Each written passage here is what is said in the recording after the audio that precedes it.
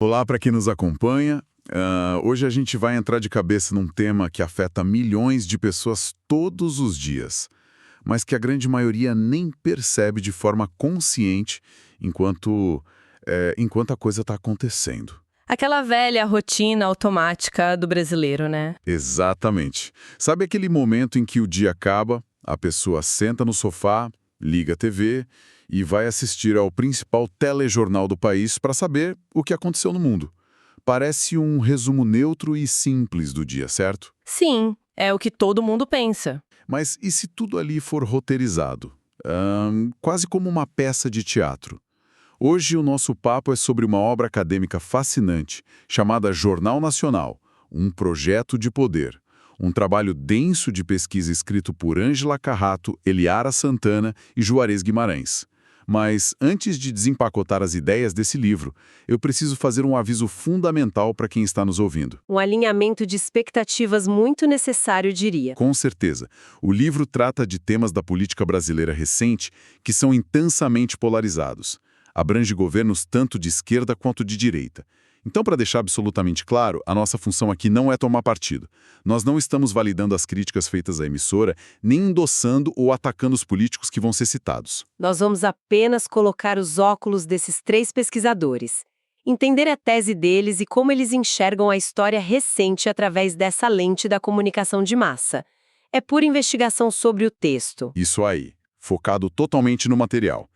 E qual você acha que é a missão central dessa análise que eles fazem? Bom, a missão é quebrar aquela ideia romântica de que o jornalismo na TV é um espelho passivo da realidade.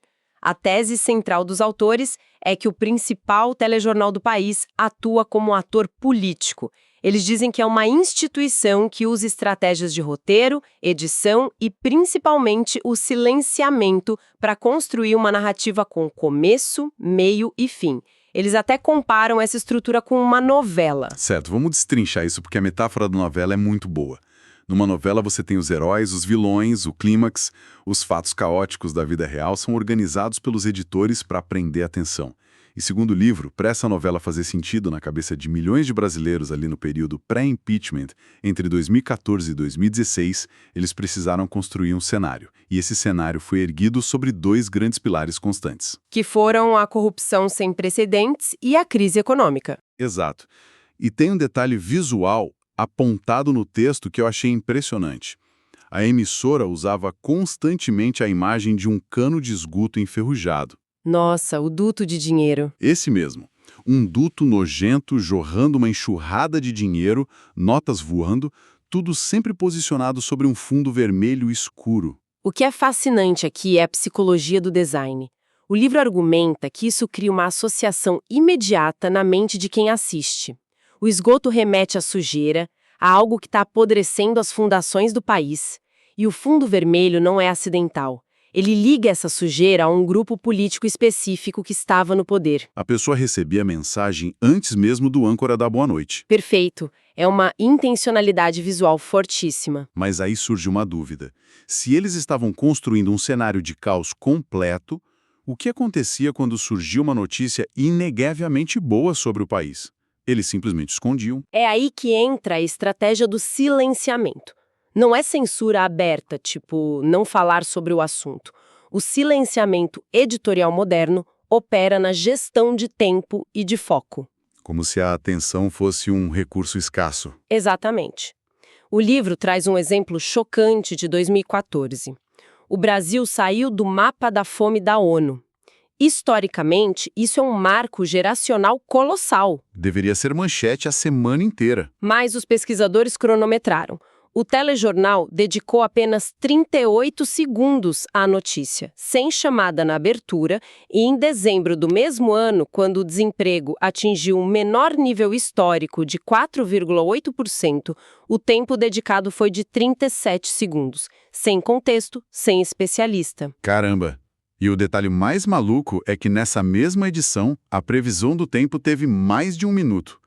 Chover amanhã teve o dobro do peso de uma conquista econômica histórica. Se conectarmos isso ao quadro geral, a estratégia fica muito clara.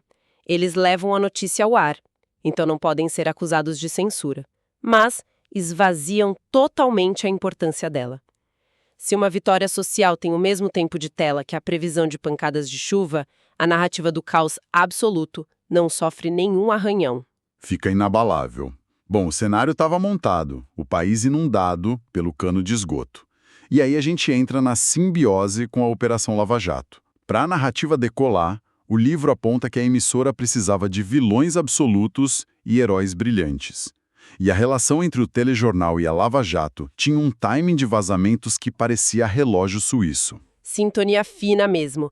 O cronograma de vazamentos e quebras de sigilo parecia alinhado com o horário de fechamento do jornal. E tem aquele evento crucial de março de 2016, os áudios vazados entre a então presidente Dilma e o ex-presidente Lula, o diálogo do Tchau Querida. Um marco, liberado poucas horas antes do telejornal ir ao ar. Sim, e o jornal não só deu a notícia, eles dedicaram 38 minutos ininterruptos da edição àquilo.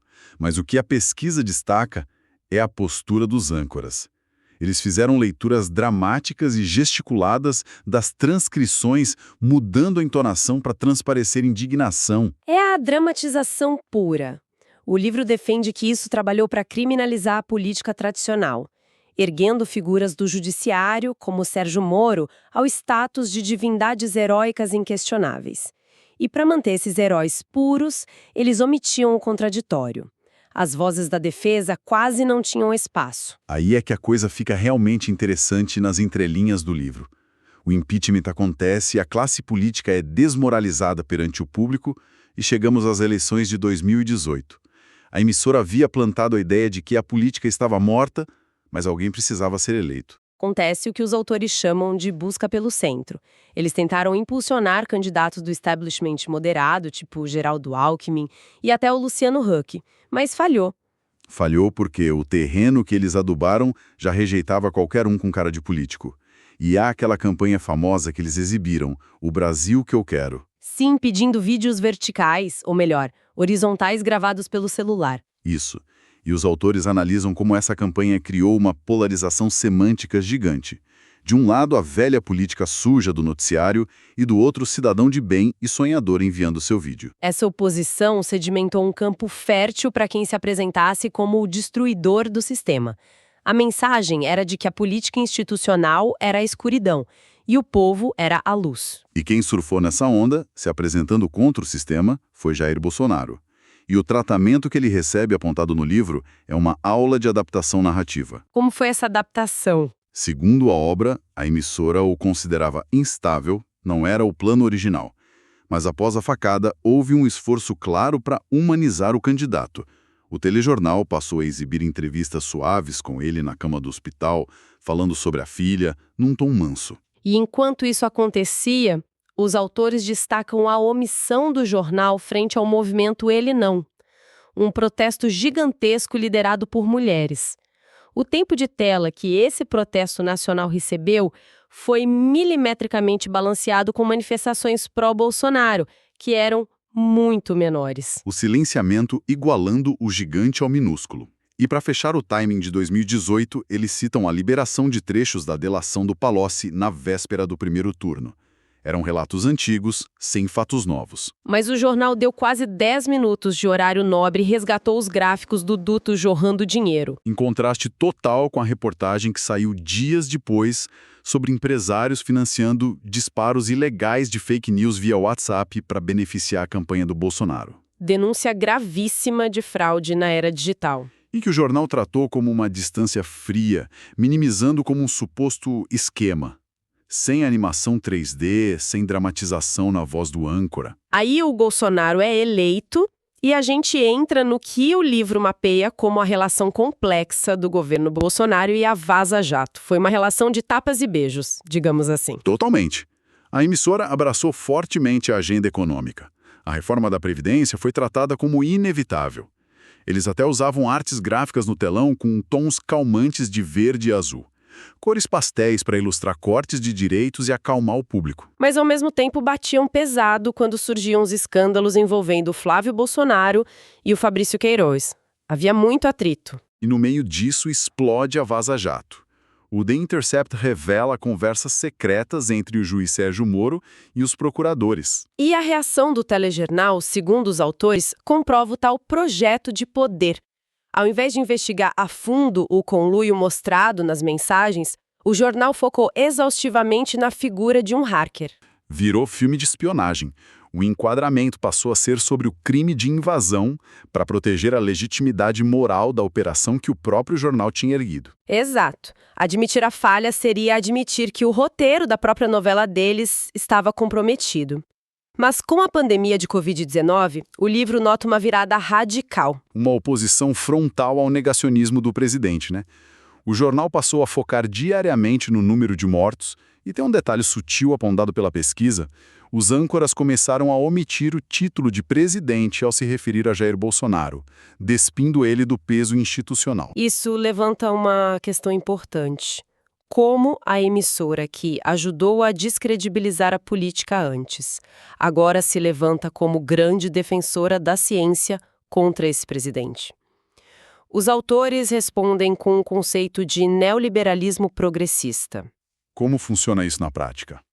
A emissora apoia totalmente a cartilha econômica, dura de mercado, tipo privatizações e cortes, mas quer manter uma fachada cosmopolita e moderna. Eles rejeitam os absurdos anticientíficos da extrema-direita, porque isso assusta o mundo civilizado e ameaça a estabilidade das instituições. Era preciso salvar a economia do próprio presidente. Então, o que tudo isso significa? Resumindo a visão da obra, o telejornal não atuou como um catálogo neutro, mas como um projeto de poder que moldou a realidade através de edição, palavras, cores e silenciamentos. A conclusão deles é de que, ao criminalizar a política, a mídia corroeu as bases democráticas do país. E como vácuos de poder nunca ficam vazios, abriram espaço para polarização e para líderes antissistema. E vale reafirmar a quem nos ouve que essa é a leitura acadêmica feita pelos autores. É fascinante ver como a comunicação molda a história. Sim, é uma lente vital para a gente entender como o noticiário é fabricado. Mas eu acho que a gente tem tempo para um último pensamento provocativo. Ótimo! Eu queria deixar quem está ouvindo com essa reflexão. O livro mapeia o poder absurdo de um único telejornal na TV aberta para organizar a realidade nacional. Mas e hoje? A TV perdeu esse monopólio. Nós fomos engolidos por bolhas algorítmicas, redes sociais descentralizadas e agora inteligência artificial criando realidades. Um cenário completamente fragmentado. A provocação é: o poder de ditar o que é a realidade foi democratizado e voltou para as pessoas? Ou nós apenas tiramos esse poder das mãos de âncoras e jornalistas visíveis na TV e entregamos secretamente para corporações de tecnologia globais algoritmos invisíveis em caixas pretas que não têm nenhum compromisso com o jornalismo? O que será que é mais perigoso para a democracia hoje em dia? Que reflexão pesada para se levar para o resto do dia. Realmente dá material para muita coisa. Fica aí para quem nos escuta mastigar a ideia. Bom, um excelente ponto para encerrarmos a nossa imersão de hoje. Muito obrigado a todo mundo que nos acompanhou até aqui pelas entrelinhas da mídia e da nossa política recente. Continue questionando o que chega até a tela de vocês e até a próxima.